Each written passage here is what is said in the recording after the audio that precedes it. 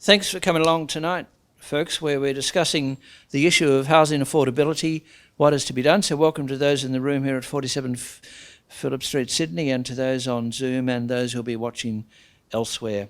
So we have two speakers tonight, and I'll introduce them briefly. We're going to start with Joe Gersh, who is Executive Chairman, Gersh Investment Partners Limited. Among many other things, he was appointed by the Turnbull government to the ABC board, by the Keating government to the Federal Airports Corporation board. He was appointed by Peter Costello and renewed by Wayne Swan as treasurer or treasurers to the Reserve Bank Australian Payment Systems Board. He's, of course, in an honorary capacity, a member of the Sydney Institute board. Everything around the Sydney Institute is pretty honorary, so we can afford him. And then Linda Scott, who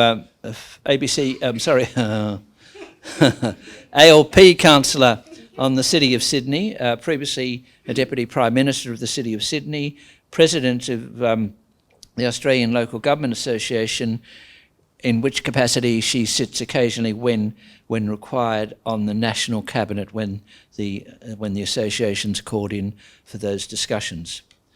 And so we'll start off with Joe Gersh. We'll go to Linda Scott. Questions, discussion. Off we go.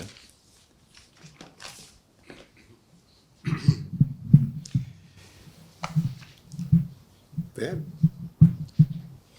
Well, I'd like to thank the Sydney Institute, my friends Gerard and Henderson, who I've been proud to support as a board member for over 20 years, for the opportunity to try to say something useful about housing affordability. It was Mark Twain who famously said, "Everybody talks about the weather, but nobody does anything about it." And so until recently, the same might have been said of housing affordability. Everybody talked about housing affordability, but nobody had done anything particularly useful about it. Of course, all of that has changed to the point at which it can be said, I think, that the issue of housing affordability may well determine the outcome of the next federal election. So, not surprisingly, federal and state governments have weighed in with major plans. The federal government's National Housing Accord targets 1.2 million new homes by 2029. The Victorian government has just announced a target of 80,000 new dwellings per year. The New South Wales government has announced a similar objective, 75,000 dwellings. To achieve the federal government's 1.2 million new home target implies, on average, 240,000, do you want this down? Across. 240,000 new homes in each of the 5 years of the target. But housing starts for the June quarter this year were 40,720, a decade-low number. Housing starts are expected to fall from 172,000 in the current financial year to 154,000 in financial year 24. This will give you an idea of the magnitude of the challenge. Housing demand has, of course, been accelerated by a number of factors, including, of course, a planned 1.5 million immigration surge over the next 5 years. In the year to 30 September 2023, our population grew by an unprecedented 2.5%, 654,000 people, of whom it was estimated 80% were immigrants. So, to answer the question posed by the Sydney Institute, what is to be done? What will work? In the short time that's available, I'd like to make 5 main points. First, our governments are on the right track approaching the affordability issue from the perspective of supply rather than with demand initiatives. Second, although part of the solution, government is in fact a larger part of the problem. Third, the argument over up or out is a false binary. Fourth, as Australians accept a paradigm shift to renting as a permanent rather than a temporary housing solution, the need is to develop creative new ways to add supply, as well as to establish a tax and regulatory system to support it. And fifth, we should embrace immigration and not try to shrink the solution to fit the problem. To deal with each, supply versus demand. Until relatively recently, demand-type responses were the usual response of government. For example, first home buyer grants, stamp duty concessions, and other purchaser incentives. Time and again, economists warned that in a supply-constrained environment, demand-side incentives would simply drive up prices. I know this from first-hand experience. Faced with, say, a $5,000 government incentive in a buoyant, meaning supply-constrained market, a rational developer will increase lot prices by the same $5,000. I've seen it happen, and why wouldn't it? Of course, not all demand-side responses are as blunt. Schemes in which the government, for example, tops up a purchaser's deposit and shares in the equity of the home can be effective. But these schemes are expensive and complex and therefore limited. So the federal government and state governments in particular have belatedly pivoted to a series of measures to address supply. Too many to detail here. But principal amongst these is higher density living, particularly around transport nodes, and streamlining planning processes for particular types of development. Some of these initiatives make sense, some do not. I'll elaborate a little later. So much for government as part of the solution. Let me turn to government as part of the problem. It is estimated that 40% of the cost of a completed home is attributable one way or the other to government. Every tax, every fee, every surcharge, every bureaucratic delay, be it state or federal or local, every external referral, every control such as environmental, heritage or otherwise, every appeal process, every new and creative tax, windfall tax, vacant property tax, foreign purchaser surcharge, or whatever, adds to the cost of housing and is ultimately borne by the consumer. This is not to argue for or against necessarily any particular tax or control. It's simply to state a fact.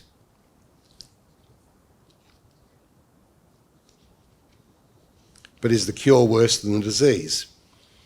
Streamlining the planning process is a polite way, often, of saying that stripping planning powers away from local government and transferring it to state government authorities.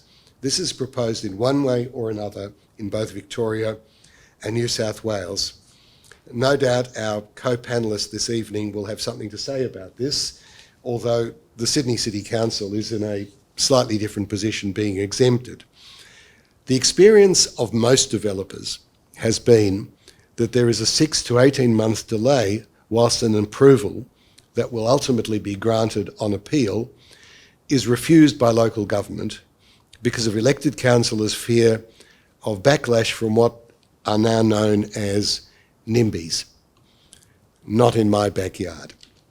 Councillors use this process to look like they are heeding their constituents whilst blaming the appeal tribunal for the inevitable outcome.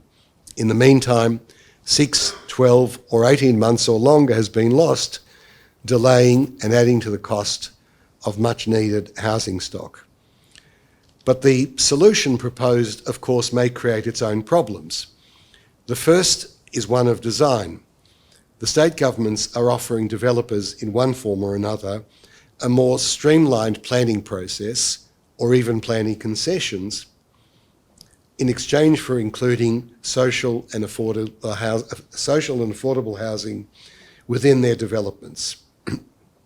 If you accept my earlier proposition, you will agree that the cost of this trade-off will be borne in the end by the developer, which means by other buyers in that development. Is this likely to make housing more or less affordable for most people? The second problem is one of implementation. will the state government authorities be any better resourced and more nimble than the current local authorities in practice, given, amongst other things, the dearth of qualified and experienced professionals to deal with applications?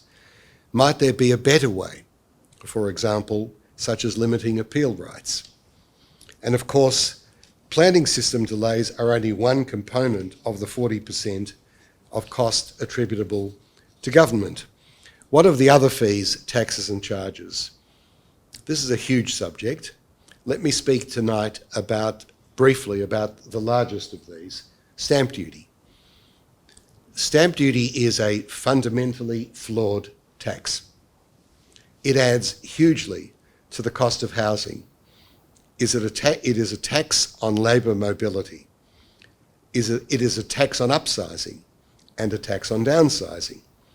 It had one virtue, that is simply raised, but even this has been muddied by imposing it on commercial agreements and partnerships between landowners and developers, which don't involve transferring the land.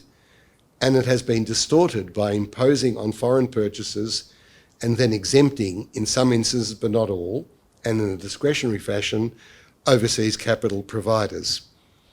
And yet state governments have become addicted to this tax and tentative about exploring more broadly based options. And of course, increasing the GST and eliminating unproductive state taxes is and has for many years been off the agenda, at least for now. The third issue, greenfill versus infill, up or out. The key insight from state government plans announced recently in Victoria and New South Wales is that these governments plan to increase affordability by increasing supply, thus encouraging competition. Economics 101. Yet the Victorian government has, for example, deliberately slowed down and under-resourced its planning system for the growth areas, representing 50% of new home purchases, in pursuit of its ambition to change the ratio to 70-30 in favour of urban densification. This must drive up the scarcity value and hence the price of growth area land lots. There can be no other outcome. Why has it done so? In many of his speeches before stepping down as Victorian Premier, our former Premier Dan Andrews argued it was because we, quote, can't keep building roads, hospitals and schools. You might ask, what else are state governments supposed to do except build roads, hospitals and schools? The idea that the state's finances have been so mismanaged as to limit its capacity to perform core responsibilities for which contributions have in many cases already been collected and not spent is seriously an indictment. And the arguments about infrastructure, although true at the margin, are somewhat bogus. A given number of additional students in an area, infill or growth, will require the same number of schoolrooms. A given catchment of patients will require the same number of beds. Urban roads themselves have limited capacity. Traffic is already a serious problem. To meet the requirements of a rapidly growing population, we need to build both up and out, and we need to do so at a rate which has hitherto we have not been able to achieve. There's nothing wrong with setting objectives, even 70-30, if that's thought desirable. But are those objectives to be achieved by encouragement or coercion? Housing needs to be of a type and in a place where people want to live. It's unreasonable to expect, say, an immigrant family with 2 or 3 children and aspirations for a backyard and proximity to their work and their community to move to a 2-bedroom flat in the inner city because that's where the state government wants them to live. We need to be practical and not ideological about this. There is a policy to encourage medium density residential development near transport nodes, for example, railway stations. This is a sensible and practical solution in urban areas. It does not translate to the growth areas 20 or 30 or 40 kilometres from the CBD. In one instance in which I've been involved professionally, it was proposed to actually backzone land already designated for small residential lots and medium density housing so as to require 6-storey apartments. Small problem. There isn't a viable 6-storey apartment within a 20-kilometre radius of this land, and the railway station in question, of course, hasn't yet been built. And consider this. Lateral thinkers have long recognised that a key solution to land supply and housing affordability lies with transport infrastructure, particularly fast rail. It is the key to regional growth, and yet Australia's financial architecture has not allowed it to be built. In the meantime, the demand for housing lots and townhouses remains unsatisfied and prices are bound to increase. In other words, a policy which will lead to the precise opposite of what is intended to achieve. I've spoken thus far about housing affordability from the perspective of home ownership. But what about Australians as renters? Traditionally in Australia, renting was considered a temporary phenomenon. The aspiration was home ownership. This has been turned on its head by the step change in housing costs, but also by lifestyle choices.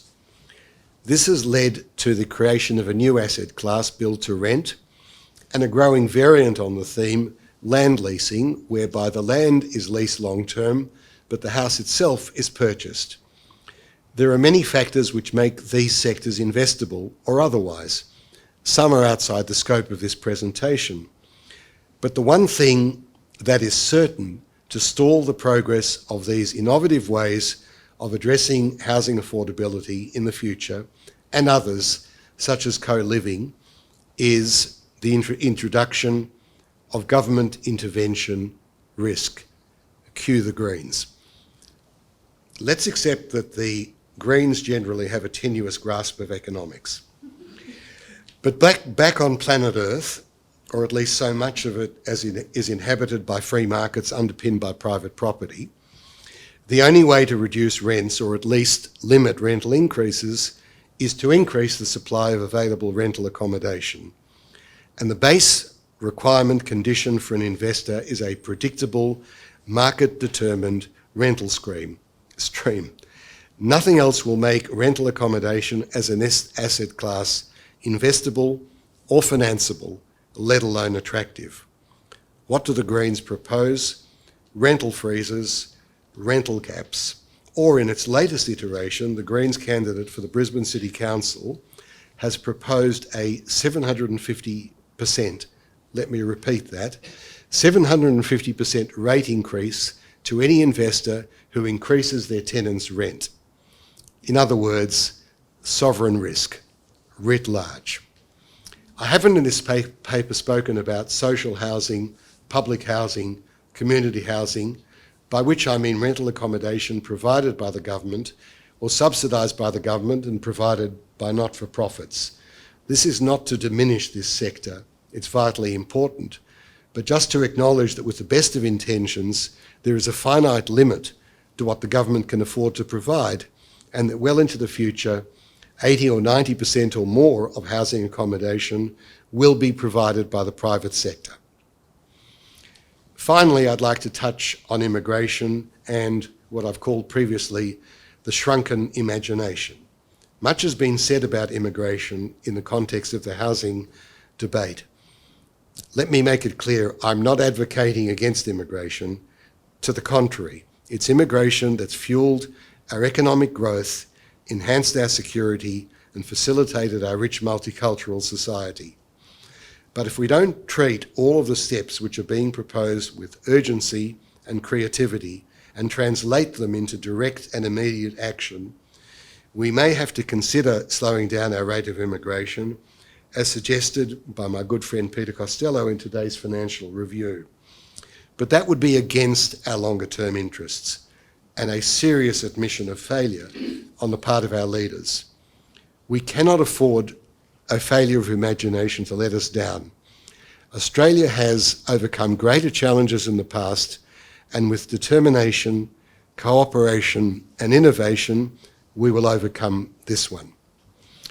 Gerard and Anne, if I've learned anything over the past few weeks, is that it's a lot easier to attend a Sydney Institute lecture than to write one. So I'd like to acknowledge all of the speakers that I've heard over the past 20 years for the effort they've made, and to the Institute for publishing them. I hope mine has also been a useful contribution. Thank you. Many thanks, Joe. So, Linda Scott. Thank you so much. I'd like to begin by acknowledging that we meet tonight on the land of the Gadigal people of the Eora Nation and pay my respects to their elders past and present, and also say thanks to Anne and Gerard for the wonderful invitation. I'm so grateful to be here with you all tonight, and thanks to Joe for those very wise words, and I'm sure it will go down as one of the very best Sydney Institute contributions, so thank you for thinking that through. Just on the road here as a City of Sydney councillor, we are governing still a huge number of planning decisions, although many less than when I began as a councillor here 11 years ago.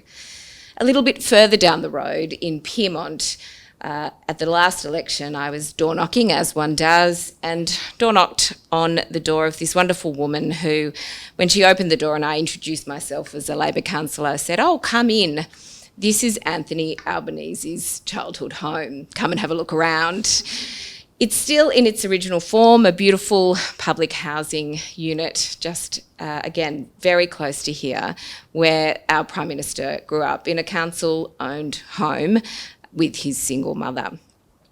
It was beautiful to see it in its original form, although it really was in need of some maintenance, much like our public housing around the state of New South Wales. But also a stark reminder that up until quite recently, local governments really did invest, own, run, manage, maintain quite a large asset base of public and affordable housing. Indeed, the City of Sydney still owns quite a few properties. Sadly, many of them have laid vacant for many years due to needing maintenance. Extraordinary when we have a $100 million surplus with our budget. But nevertheless, a reminder that it is in recent history the case that all levels of government have played a really significant role in providing housing for Australians that needed it the most. And that's where I'd like to speak about and focus my comments on tonight. It is, of course, the case, as Joe has rightly outlined, that to get the supply of affordable housing correct, indeed to get the supply right, we have to focus on all the levers that we can together. And it is also the case that every level of government has a very important role to play in that. It's why, on behalf of local governments across Australia, all 537 of them, we were really proud recently to sign up to the National Housing Accord, because it is really critical that local governments have a say. It is also really critical that we are part of the joint decision-making with all our First Ministers across the states and territories, and of course with the Commonwealth Government, to deliver on the kinds of housing supply that we need to see to resolve Australia's housing crisis. And of course, local governments have an important role to play in this, because we are the placemakers. We are the level of government that people turn to in times of crisis, and we are also the level of government that people turn to every day. I did an unfortunate radio interview on the ABC this week. Gerard, I know you'll be disappointed, so I do apologise. But in doing that, I spoke about the fact that as a local government councillor, many of my constituents know where I live. Indeed, many of them knock on my door mornings, evenings, weekends, and speak to me about their concerns. Many people contacted me after that interview and said, "You must be joking. That doesn't actually happen to you." Yes, it does happen all the time. But it shows you just how very grassroots we are at the local level. But what does that mean? It means that we have those community interests very much at the forefront of what we're thinking about when we consider the kinds of planning decisions where we still have powers to do that. It also means that we need to consider the communities who are not yet in homes, and I meet many of those people and have done so on a very regular basis in the course of my term here in the City of Sydney.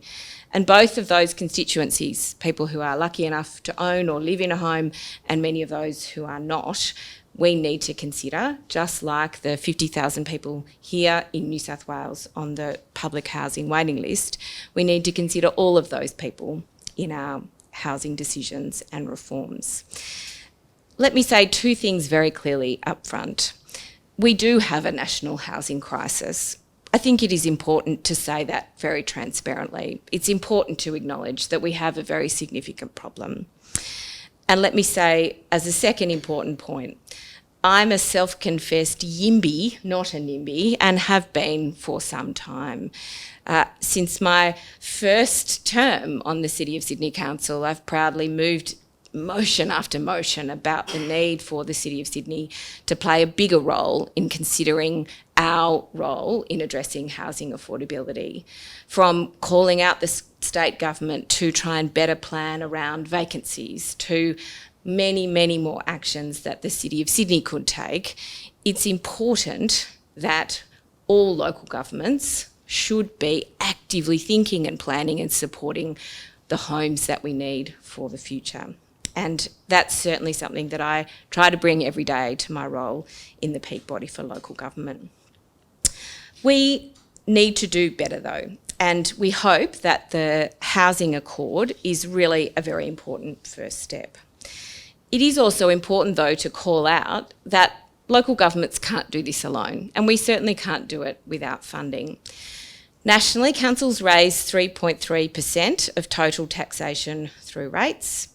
But of course, our infrastructure responsibilities, local roads, bridges, pedestrian and cycle networks, often in the region's local water utilities and sewerage, stormwater, water management, buildings, facilities, regional airports and aerodromes, parks, cultural and recreational centres, family and community support facilities, aged care, childcare, the list goes on endlessly. We provide the infrastructure and services that are really, really vital to ensure that our communities can live, they can exist, they can continue to have a wonderful life in their region. I've only today come from a local government conference here in New South Wales with our state's 128 local governments, and spent some time with the Mayor of Kiama, who spoke to me at length and with great passion about their very difficult financial challenge of running aged care in their town, something that, if it closes, will mean that many, many families will not be able to either continue to live where they live or continue to live within a reasonable distance from the person that they love in aged care. And yet, the financial sustainability of that council, because of that aged care service, is absolutely under threat. It is a very, very difficult challenge that they face. And so local governments do seek to collect infrastructure contributions as part of the development process. And we do that proudly and transparently in order to ensure that we can provide livable communities built around the housing that we seek to allow to be built. We recently negotiated on behalf of Australia's local governments for the federal government to establish a $500 million infrastructure fund. We hope that that will open for local and state applications either late this year or early next year. And it will allow local governments to, for the first time in a very long time, have a federal funding stream to ensure that we can start to think about other mechanisms for funding that infrastructure. We can all in this room, and I'm confident there will be as many different opinions as there are people, debate about the taxation and revenue generation mechanisms that we need for this local infrastructure. Indeed, when Minister King announces her infrastructure reforms tomorrow, I'm confident that I'll be debating her about a number of matters. We can all debate how best these taxation structures work. But nevertheless, it is a very welcome development for local governments to have this $500 million fund. We hope it will become an annual fund to allow us to invest in and attract funding for the infrastructure that we need to build these houses.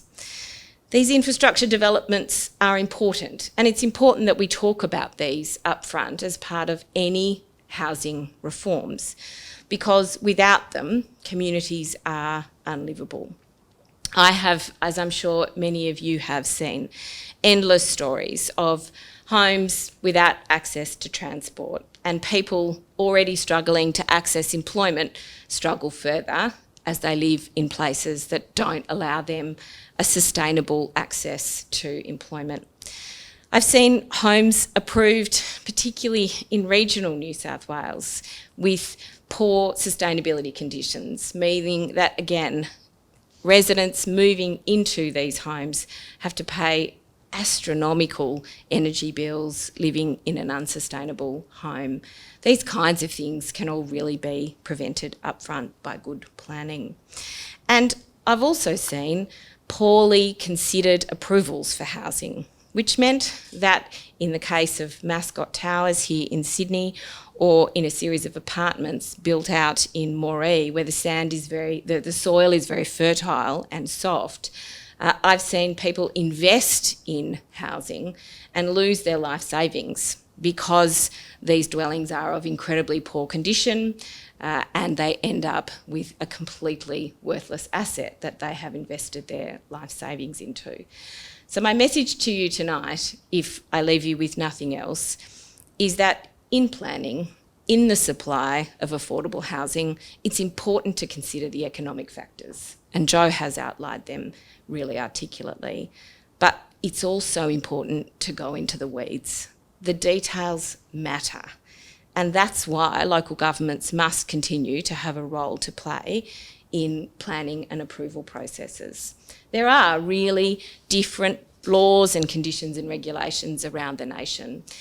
As I said, when I first started here in the City of Sydney, we were considering both zoning and development applications. Now we have a planning panel to do development applications. We still make from time to time, when not delegated, zoning decisions. For Northern Territory local governments, they've not had planning powers for many years. They don't seek them, and the the territory government takes care of those matters for them. So there's very different systems around the nation. But generally, when there are local governments involved, you do get better quality outcomes to create an outcome, to create the supply, to create the delivery of quality housing, and that is really critical. Without that step, it tends to be overlooked. And it's not to say there's not barriers, and it's not to say that local governments can't significantly improve. So I wanted to leave you with this when governments are thinking about how to address this problem.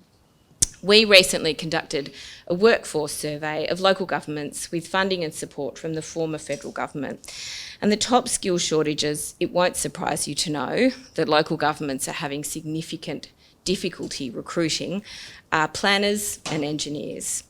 There are many examples of councils exploring innovative mechanisms, sharing staff resources across regions, traineeships, and with support from state planning departments, councils now have been able to achieve planning, being on the skills shortage list. A 2023 report by the Planning Institute of Australia found that 232 local governments in Australia had no planners on staff. I'm going to say that again. 232 local governments in Australia had no planners on staff. There's only 537 local governments. That's 43% of our local governments unable to attract or retain planning staff.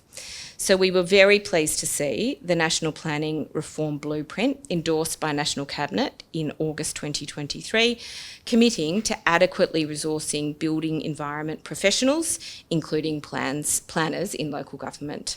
It's no secret that when we announce our budget priorities for the federal government, again when they consider their federal budget next year, the workforce shortages and funding and support for local governments to help with this will be very, very high up the priority list. We welcome the opportunity to work with all levels of government and welcome, again, the new funding that the federal government and we hope around the nation, states and territories begin to more readily put on the table to support the delivery of more housing and more affordable housing through the Housing Accord. We know in general that there will be a push, as there is consistently, to strip powers from local governments. And we know that here in New South Wales, of course, the Premier has not yet done that. He continues to threaten to do that, as have more premiers than I can count here in New South Wales and almost every other jurisdiction in the nation. Local governments continue to do all we can to try and plan through these political discussions and to try and do the work we can to train and attract all those planners under those circumstances. But I do want to say those threats make it even more difficult for us to attract and retain the planners and the skilled workforce that we need to deliver the outcomes that everybody wants to see. So it is certainly the case that when I speak to the Prime Minister, I remind him of his beautiful public home, owned formerly by the City of Sydney Council, just up the road, and the importance of delivering enough housing for him and his mother, just as councils are trying to do right across the nation.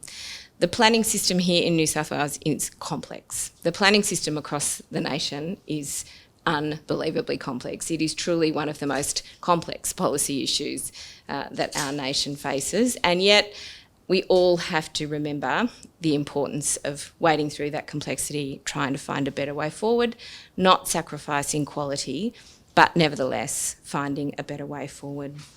Whether delivering homelessness services, community housing, or supporting affordable social or public housing through the planning processes, local governments, as the closest level of the government, really do consider people under housing stress and do consider people at risk of or experiencing homelessness. These people should be front of minds when we're considering these kinds of planning proposals.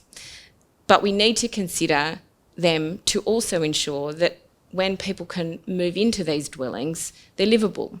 They're living in a place where they can access appropriate infrastructure and support services to ensure that it remains a livable place for them and their pet or their family into the future.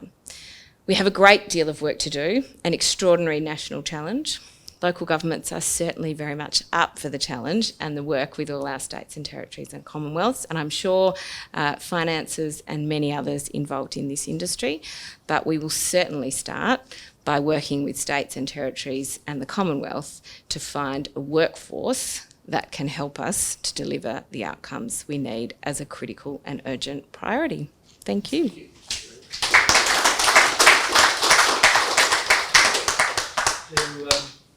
Thanks to both our speakers for stimulating talks. So we just come back up here and I'll give you the microphone and you can share it between yourselves. We'll just start off with Joe.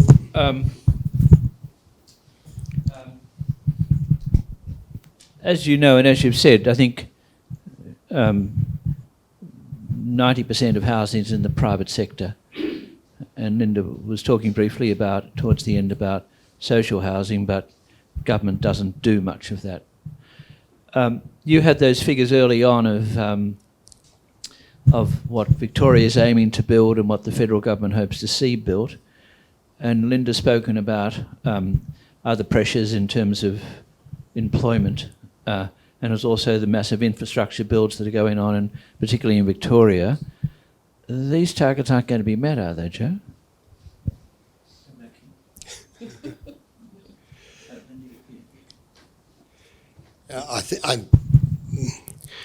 Well, Jerry, that's a very good question, and I suppose, implying in my speech that it's a massive challenge, which, if things progress the way they appear to be progressing thus far, will possibly not be met. But that's not to say that the need's not urgent, both in the social, public housing sphere, which, as I said, I didn't deal with, not because it's not important, but simply because you limited me to 15 minutes, and we had a subject matter expert as the other speaker.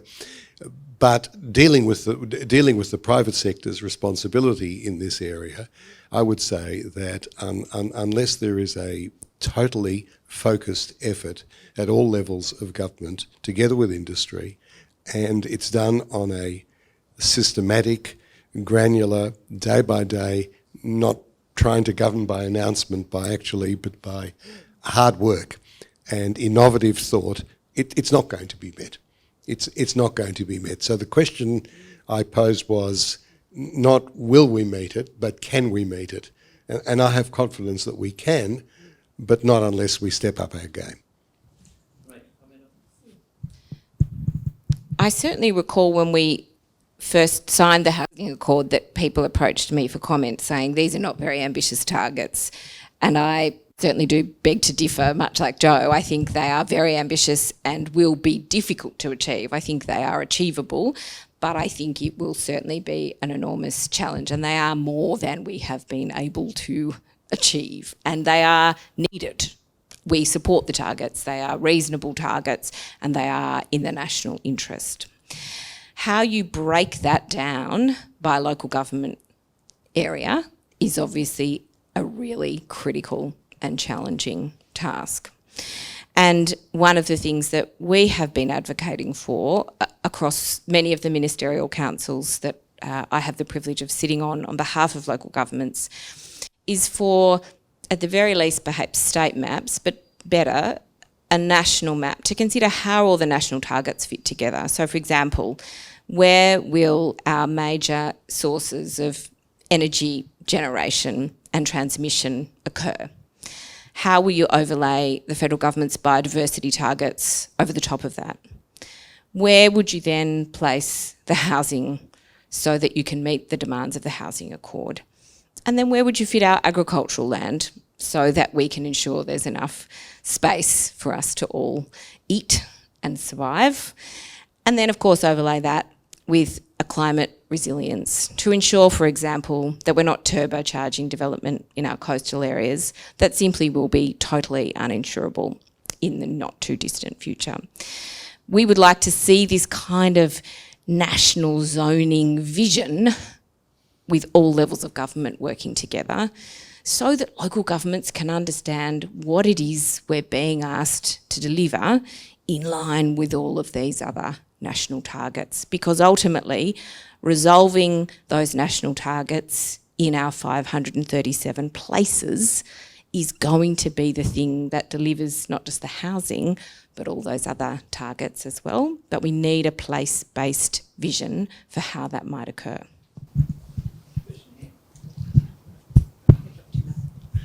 I'm no expert at all.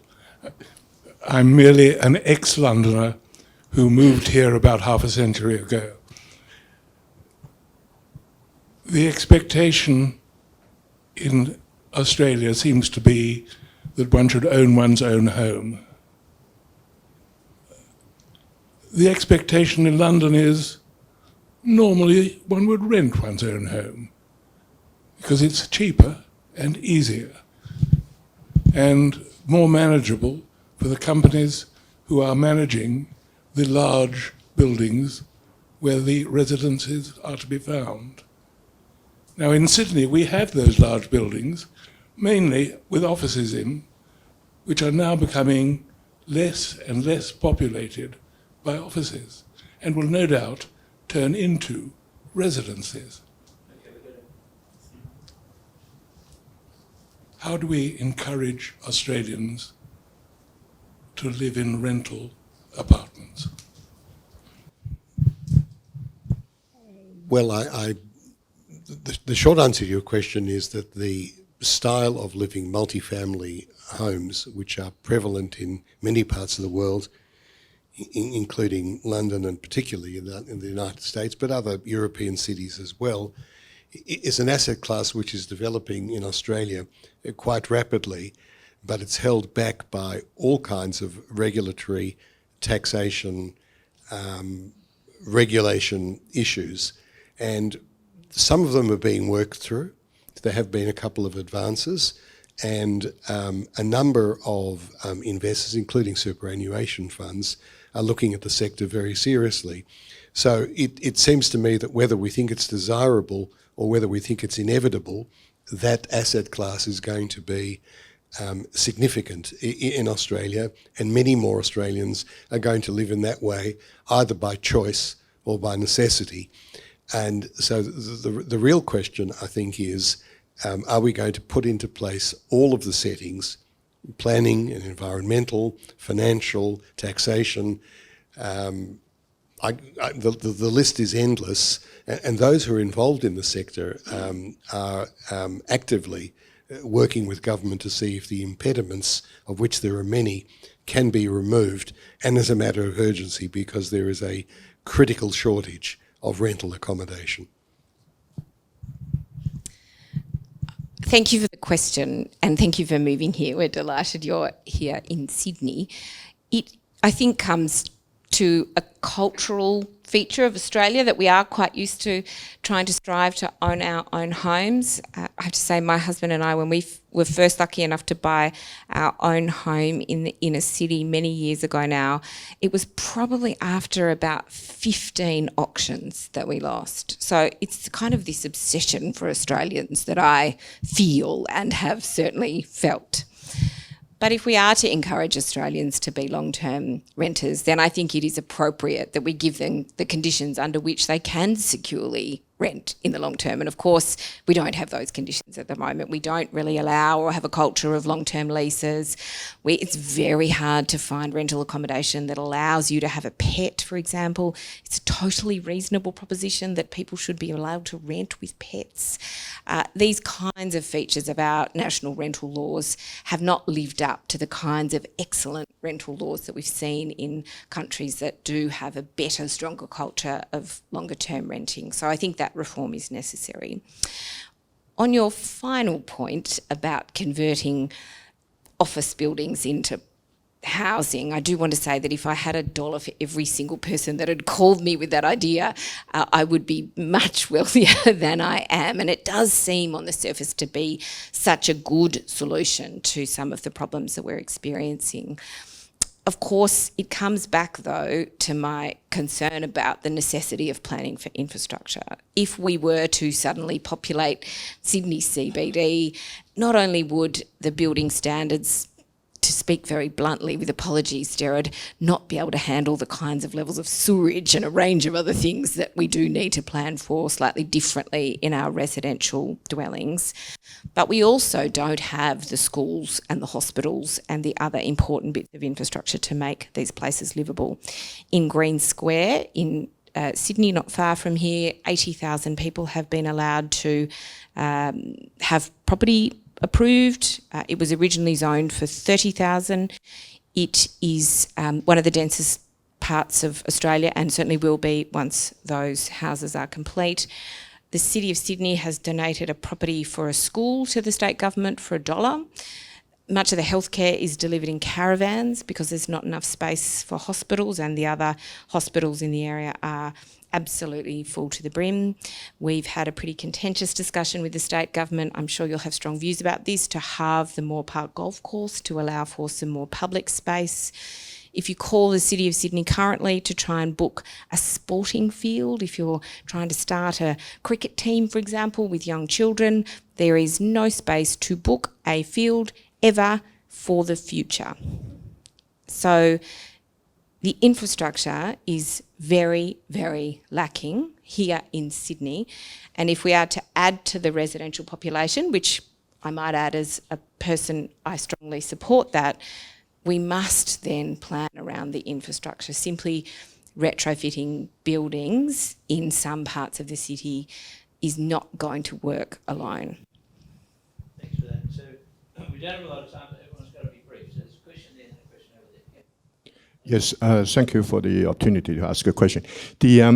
My question is about immigration. If you're in the hotel business, it's common sense. If it's fully booked, then you have to stop taking the booking, because otherwise you can't expect your guests turn up and the room will be available. But like a city of Sydney and Melbourne is fully booked. I mean, the public transport is very full. But last year we had $200,000 permanent residents, but as well as over 2 million temporary visa visitors. And that's about the 8,000 new arrivals every day. And they go straight to the local housing. But we have 50,000 Australia facing homeless every hour. 73. Yes, and I just don't understand why we can't stop immigration and at least let the supply and the demand balance. So the suggestion is that we pause immigration. Just a brief response, Joe, and then Linda. Well, can I say I don't agree for the reasons... Sorry, I don't agree with your proposition for the reasons that I mentioned in my address. Time's limited, but it's a different approach. If I can just pick up on your analogy, though, it's true that if the hotel is full, you don't accept any more guests, but that assumes that the size of the hotel is fixed. And we have it within our capacity to build a hotel that's large enough to take in all those who need to book. And that was the subject of my address. And to add to that, during COVID, we did stop, and it in fact didn't solve our housing affordability crisis. So it's clear that that lever alone is not sufficient, and I would argue, like Joe, also unnecessary. Question over here. Close to the end. Yeah, my question's directed at the widespread suggestion that our super funds invest in build to rent. Target rate of return for the average balance fund's about 8%. Add 2% for the cost of maintenance of rental property, you end up at 10%. Average house price in Sydney is $1 million. That makes the average rent $100,000 a year for the average house. Is there any way in which we will ever see industry funds forced to invest in rental property? We must start off with Joe. Well, look, I fully declare, and some of you may know that I am, separately from my local government role, the chair of an industry fund, Care Super, and I'm also the deputy president of the Australian Council for Superannuation Investors, ACSI, which is the ESG advisor to industry super funds. I don't speak, though, on behalf of ACSI, and I certainly won't try to speak on behalf of all industry super funds in any capacity. I will say, though, because of my conflict, which I have to manage really actively, I stay absolutely away from any investment decisions where they come to the board about housing for the understandable reasons that you've heard me outline tonight. More broadly, though, I mean, the duties of a super fund are, of course, to put members' best financial interest first, and unless the federal government changes those duties, then that will be the outcome that all of us trustee directors, of course, need to legally and morally abide by. I think it is the case, though, that under the Housing Accord, there are discussions happening, I don't think this is very secret, with NIFIC and a range of other agencies to look at that asset class. And whilst I respect and, did the quick maths about averages, in my very limited experience in property finance, it's rarely the case that property finance lives by averages. That's something Joe would know much more about than me. It tends to be the case that differ wildly on a site-by-site basis. And so I suspect, as we've seen with some announcements, CBUS, Hester, for example, there will be some industry funds who are able to align the members' best financial interest test with the investment test in housing. Indeed, CBUS has their own property agency because it also employs their members where they are doing it very successfully. So I think the industry funds are full of very, very clever people who will look at what they can do. But of course, I believe, the members' best financial interest test should be retained, and that's a very important benchmark for us all to hold. We've got to finish pretty soon. So I've just got a Zoom question here. And a member from Queensland says, if you were coming back here in a year and a half or 2 years, I mean, what might be able to be done in the immediate to even mediate term? I mean, what would be possible?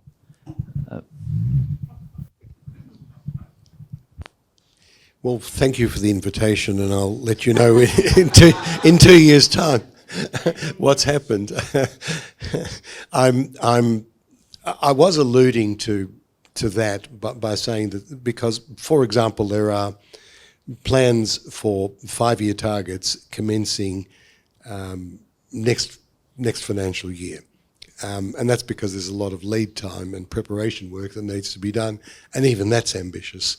The problem is more urgent than that, which requires all kinds of creative, innovative, short-term, medium-term and long-term solutions. So if you're asking me to list the 5 things that, could ameliorate the problem right here, right now, here at the Sydney Institute or anywhere else, I wouldn't be able to do it. But that's not to say that there aren't some solutions. So to your questioner, I think we need to be more ambitious, more creative, more thoughtful about what we can do, and some answers will be there. Specifically what they are, other than that general statement, I think I need to leave for my next appearance. I was very encouraged to see recently that the state government here in New South Wales is having a conversation with councils about the supply of 15,000 possible apprenticeships across local government in the workforce development areas where we're experiencing really significant shortages. So we're working very hard to get that up and running so that we can ensure we start to address some of those very significant workforce shortages. I hope that some of those problems in the next 12 months will be resolved. I also think that councils will have had the opportunity to have the conversation with our state governments about where those housing targets will be going. Communities will then have a clearer picture of where that density will be starting to occur. We've started some of those conversations down in Pyrmont. I was at a community meeting recently, and communities will see the imperative. I think it's important to finish with a conversation I had with one of my local residents in Pyrmont, who's probably about 70, and as he stood looking at the boards that we had on display full of red, which were basically saying, we're going to massively develop your local area, I said, how do you feel about this, as a nervous, councillor standing there? And he turned around and he said, Linda, I'm going to be dead by the time some of this will be built. I need my children to have a place to live in the future. It's a bit uncomfortable, but I am going to tell you that I want you to proceed with it. And I think that more and more Australians actually are coming to that view. And I hope that they continue to say that to their local councillors and to their state members and to their federal members, because ultimately the way that Australians vote will actually determine whether or not this thing works or not, whether or not this vision about ensuring that we can build enough housing for our people actually gets off the ground. So that's a key determinant. Many thanks.